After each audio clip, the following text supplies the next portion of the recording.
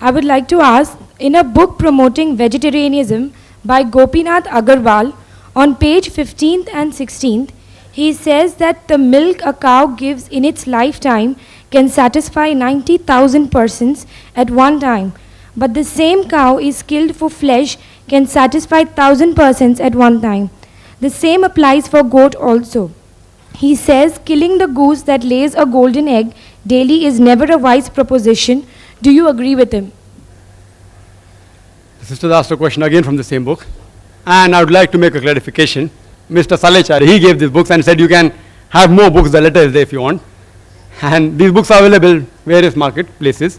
People are bound to buy, etc. That's why, therefore I'm requesting the people.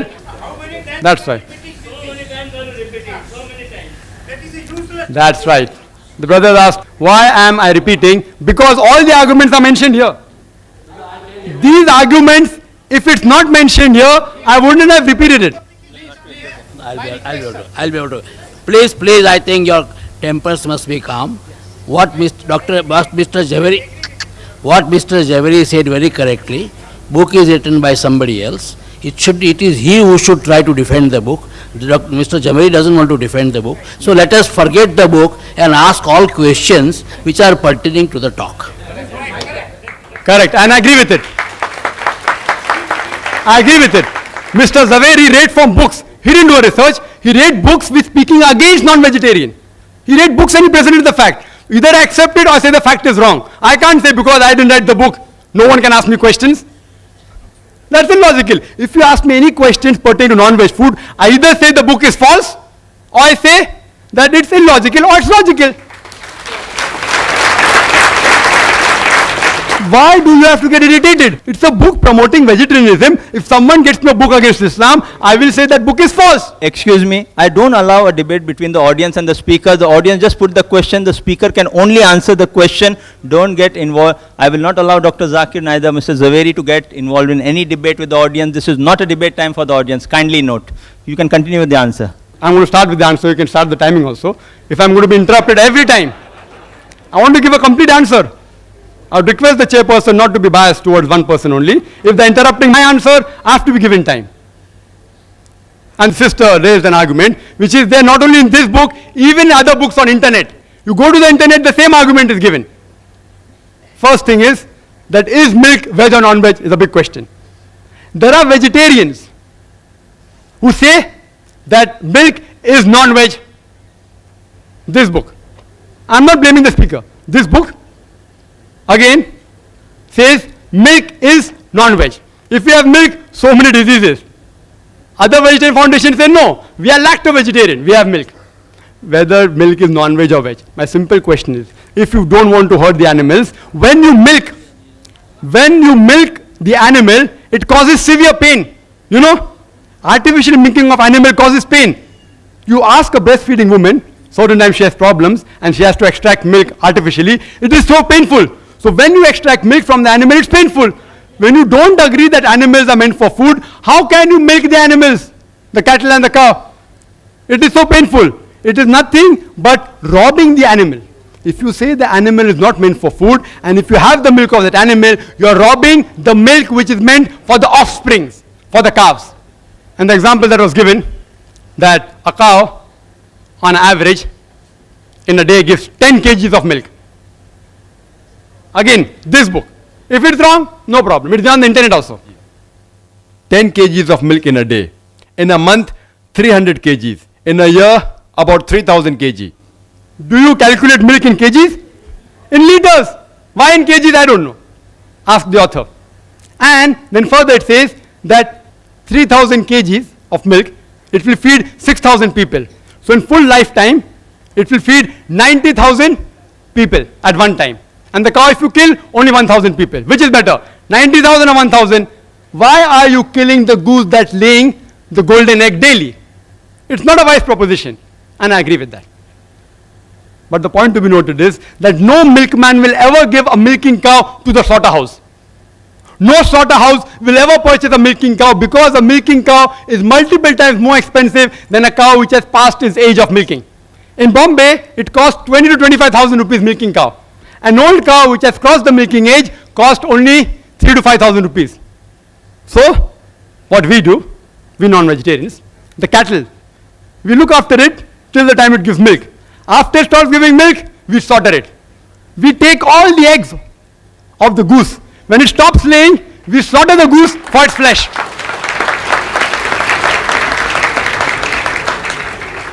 सांप भी मरे और लाठी भी ना टूटे. Two birds with one stone. We are more intelligent. Again, the argument giving that see some animals, you can use them in field, etc. You can use them for plowing, for transportation. If you love the animals so much, why do you overload them? And furthermore, the Indian statistics tells us that out of the population of cows, oxen and bull, only 25% are productive. The remaining 75% are unproductive. Either past the age of milking or they are males, all and females, bulls, oxes. Now what will you do with the 75% of excess non-productive cow, goat, bulls, ox?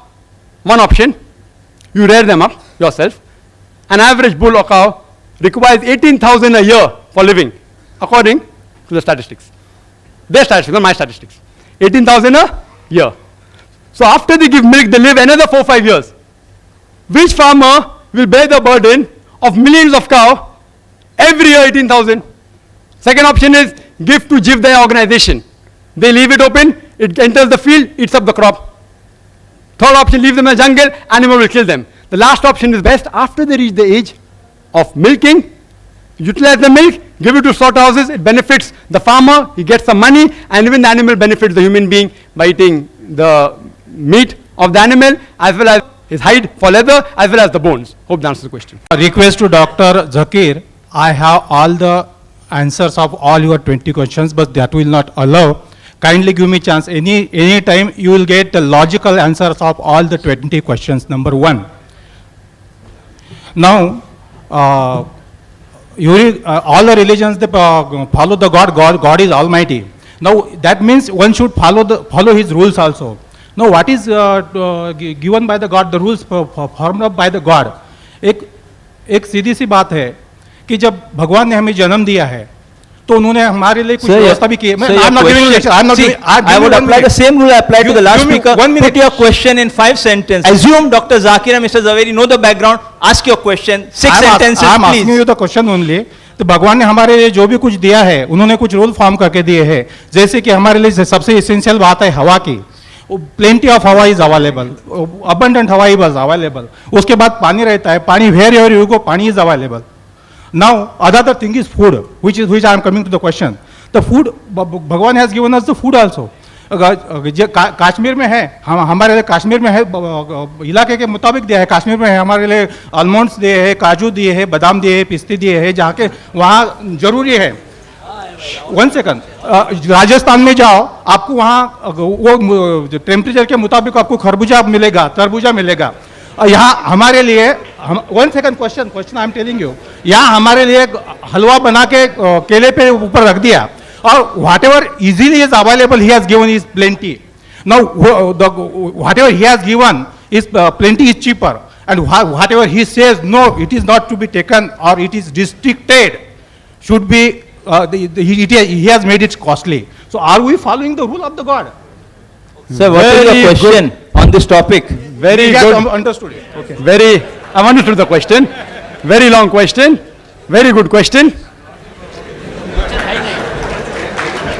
See, I'm in the field, I can make out the question. I'm in the field. Regarding a first part, that you can answer all 20 points. I've got various students in this field. I'll ask one of my students to have a dialogue at IRF. If you want, anytime. Which date? Next Sunday. Next Sunday. Not me, my student. Next Sunday. I can answer to anybody. Next Sunday. Anybody. Next Sunday. Anybody. Okay, done.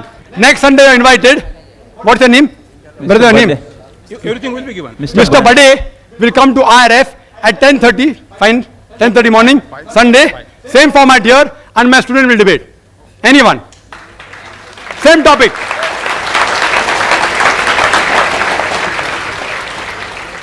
His question, that God has provided air, right, water, everything easily available. So why go for things which are uneasily available and costly? Very good question. That you have to point out to Mr. Zaveri. He is telling that vegetables should be transported to Arctic Circle. vegetables should be transported to deserts. Tell him, I didn't say that. I'm saying if vegetable is available, have vegetable. If animal is available, have the lawful animal. You have to pose that question to him, not to me. Point number one. You should have easily available food as long as it is lawful. We should have expensive food, you told me. It's like I telling a rich person, why are you living in Nariman Point? You know, 1 square feet of land, apartment, Nariman Point, costs 25,000 rupees. Come to Mira Road, only 1,000 rupees per square feet. When the rich man can afford to pay money to buy a good flat, why are you preventing a rich man to buy good food? And non-veg food in protein, in iron, in various ways, medically, it is superior, it's of higher quality. So if rich man can afford it, why are you stopping? If you can't afford, have vegetables. I'm not stopping you. Hope that answers the question. Point is this. I went to see the picture Khane Khuda. There was a session of 3 days. So people, Haji Sahab jo the, they were wearing sandalwoods. And then beside that, not eating any as a non-veg food. No haircut, nothing, a complete brahmachari or sannyasi. When the picture was over, I asked them, what is this? Those 3 days complete renunciation, sannyasi or brahmachari, what reply they gave? He said, खाने खुदा था. मैंने कहा मुसलमान भाइयों सारा संसार खाने खुदा नहीं है, वही खाना खुदा है. 3 दिन आप रखते हो. भाई साहब से क्वेश्चन जरा, भाई साहब हमारे चीफ गेस्ट को और हमारे स्पीकर को जानना. Please put forward your question. सारा संसार खाने खुदा है. Please reply to me that those 3 days they were offering is Khane Khuda. What about the whole world is Khane Khuda? Why the killing should not be stopped everywhere, especially in India? This is my question. Requested the person to ask a question out of turn. I am willing to answer. I am willing to answer. If chairman says no, then I will. It's a very good question. Yes. It's a very good question. It will not create problems. I believe though you all are vegetarians out here, we aren't that violent. It won't create problems, I take guarantee. I will not say something that will create violence. Yes, I know there are non-veg and veg meats in Ahmedabad and Gujarat and there were riots and all. Here, as far as I am concerned, I speak logical, then nothing happened. The brother asked a very good question. He said that he had seen pilgrims going and for 3 days they didn't have meat. They didn't have meat. It's on Islam. It's on Islam. Why Islam allows like this? No, he's asked a question You're on asking Islam. a question on Islam. No, but that's non-veg. You're not asking on Jainism. What's the problem? Are you so much afraid that the answer will make him a non-veg? He will yet be a veg. No problem. I don't want you to become a non-veg. The brother asked a very good question that why there don't you have non-veg? It's a misinformation. I have been for Hajj several times. Whoever told you a lie that we don't have non-veg. The rule out there is that in that sacred part, at that time, you cannot kill any animal for hunting. At that time only. But not eating non-veg. I have gone there. I eat non-veg. Who says you can't eat non-veg? Yes, we are dressed up in 2 pieces of unsewn cloth. You know why? You know why? Because it's the biggest annual gathering in the world. People come from America, from Canada, from India, from Pakistan, from Indonesia, all dressed up in 2 pieces of unsewn cloth. Identical. You cannot make out the person next to you whether they are a king or a pauper. For universal brotherhood. Not theoretical, practical. Universal brotherhood. When we offer salah shoulder to shoulder. We eat food, we eat together. We eat even non-veg. Where you got this from, I don't know. Whoever told you, whether Muslim or non-Muslim, he has told you total falsehood. I am telling you. I have been for Hajj several times. I have been for Umrah. It's totally wrong. And for universal brotherhood, everyone comes there. So that you can make out people from various parts of the world. We have to be one brotherhood. Islamic brotherhood is that all human beings are brothers. And Muslims are brothers in faith. Dr. Zakir Naik mentioned in his speech, he tried to quote authorities alternative to Dr. Dean Arnish. Dr. Dean Arnish has been a pioneer in the field of research on reversal of heart diseases, and he has now come to be acclaimed as an authority. His contribution to the field has been recognized by the President of United States by appointing him as an advisor to advise Americans on health matters. It is at the instance of Dr. Arnish that now it has been incorporated in the authoritative medical textbooks that heart disease can be reversed through the diet which has been practiced and preached by Dr. Arnish. And and this particular diet consists exclusively of vegetarian food. Now I would like to know from Dr. Zakir Naik, when he has quoted alternative authorities, what he has to say about Dr. Dean Arnish's research, which has cured thousands of patients of coronary disease without bypass surgery. Brother asked a very good question, very relevant question, to the point. That what do I have to speak about Dr. Arnish, who's very famous? And he has said that the heart disease can be reversed by food which is only vegetarian food. I agree. Does it make non-veg food prohibited? Do you know diabetes mellitus? Brother, diabetes mellitus, you don't require Dr. Ornish to say if a person is suffering from diabetes, severe diabetes mellitus, if he doesn't take non-veg treatment of insulin produced by bovine, by pancreas of cow or of pig or human being, he will die. So if a non-veg food can cure diabetes mellitus, that doesn't make veg food prohibited. I agree with Dr. Anish. It proves that heart diseases can be prevented or cured by veg diet. I agree. But what Mr. Rashmi Zaveri said, Dr. Anish said, it should be prohibited as a general rule. For heart patient, I agree. People may differ. Many doctors may differ. I agree. I agree. But to say because it cures heart disease, non-veg should be prohibited as a general rule, then why isn't America banning non-veg food? Advisor to American government. Advisor to American government. Why doesn't the government take the advice of Dr. Anish and stop non-veg food? Why? What his research is, if his authority, he is right. But to quote the authority and then say he banned it, I doubt whether Dr. Anish ever banned it. I doubt. I have my doubts. Show me the statement where it says that no human being ever in his life should have any non-veg food. I challenge you. I challenge you. He may say heart patients. There are other authorities I quoted. Dr. William T. Jarvis, Dr. K. Jerry, several. But I am more pragmatic. I agree with him. It's helpful in curing heart disease, not as a general rule. Hope that answers the question. I'm very clear.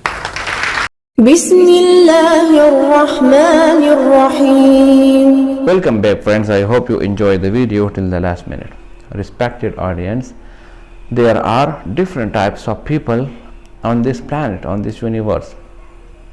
Some people, they are Jews, some are Christian, some are Hindus, and most of them are Muslims. So we can say that Muslim is the leading religion on this universe, on this planet.